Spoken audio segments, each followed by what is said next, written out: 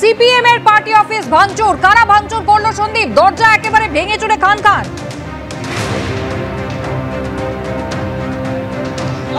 অভিযোগের আঙুল তৃণমূল কংগ্রেসের দিকে।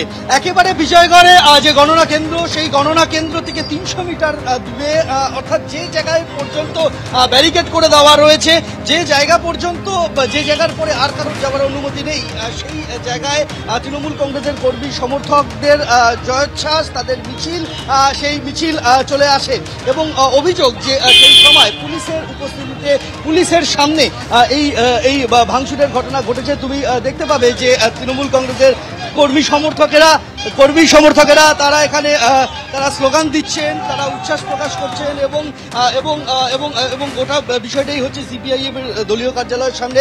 এখানে প্রচুর সংখ্যক তৃণমূল কংগ্রেসের কর্মী সমর্থক তারা স্লোগান দিচ্ছেন, তৃণমূল কংগ্রেসের সমর্থকেরা এবং এবং তারা উচ্ছ্বাস প্রকাশ করতে করতে এর আগেও তারা চলে এসেছিলেন সিপিআইএম এর দলীয় কার্যালয়ের ভেতরে এবং তার পাশেই কিছুটা নিষ্প্রভ আমরা দেখতে পাচ্ছি, যে সিপিআইএম এর কর্মী সমর্থকদের নিষ্প্রভ দেখতে পাচ্ছি এবং আমরা দেখতে পাচ্ছি যে তাদের যে দলীয় কার্যালয় রয়েছে, সেই দলীয় কার্যালয়ের দরজা তা কিন্তু একেবারে ভেঙে চুরমার করে দেওয়া হয়েছে। আমি সেই ছবিটা দেখাতে বলবো, শ্যামল জানা আমার সঙ্গে রয়েছেন, আমার ক্যামেরা প্রতিনিধি। তাকে এই যে দেখতে পাচ্ছ যে সিপিআইএম এর যে দলীয় কার্যালয়, সেই দলীয় কার্যালয়ের দরজা তা কিন্তু ভেঙে দেওয়া হয়েছে বলে অভিযোগ এবং তাদের এই অভিযোগ যে যখন আজকে মোটামুটিভাবে তৃতীয় চতুর্থ রাউন্ডের গণনা চলছে, মোটামুটি রকম ভাবে 40,000-এর বেশি লিড ছিল সায়নী ঘোষের, সেই সময় সেই উচ্ছ্বাস প্রকাশ করতে করতে তৃণমূল কংগ্রেসের কর্মী সমর্থকেরা চলে আসেন এবং পুলিশের সামনেই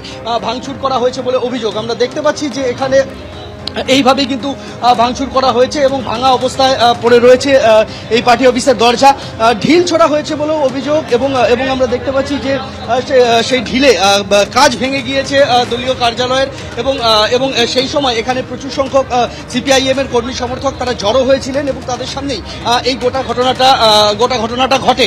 যারা রয়েছেন তাদের সাথে একবার কথা বলে নেবো। এটা কখন হলো? আধ ঘন্টা আগে।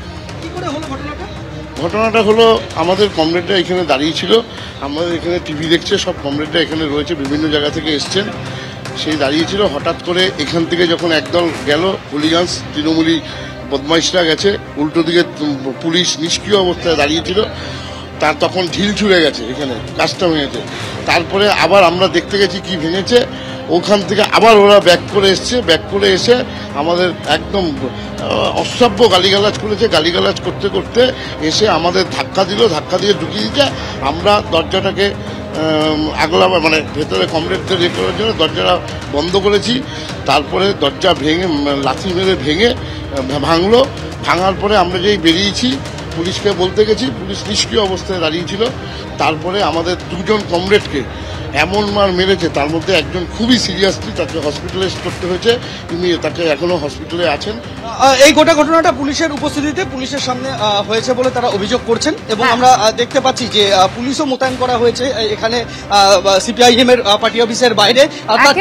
একদিকে ভাঙচুরের ঘটনা যেমন ঘটেছে, তার পাশাপাশি মারধরের ঘটনাও ঘটেছে। শাসক দল ইতিমধ্যেই 32 আসনে এগিয়ে রয়েছে, কিন্তু তার পাশাপাশি বিরোধীদের ক্রমাগত আক্রমণ কেন? অন্য রাজ্যের ক্ষেত্রে তো এই ট্রেন্ড দেখা যাচ্ছে না। তবে এই মুহূর্তের আপডেট ফের একবার আপনাদের দিতে থাকবো। ডায়মন্ড হারবার লোকসভা কেন্দ্র অভিষেক বন্দ্যোপাধ্যায়, তিনি ইতিমধ্যেই 2 লক্ষেরও বেশি ভোটে এগিয়ে রয়েছেন। অভিষেক বন্দ্যোপাধ্যায় 2 লক্ষেরও বেশি ভোটে এগিয়ে রয়েছেন। অন্যদিকে মথুরাপুরে বাপি হালদার তৃণমূল কংগ্রেসের প্রার্থী, 65,000-এর বেশি ভোটে তিনি এগিয়ে রয়েছেন।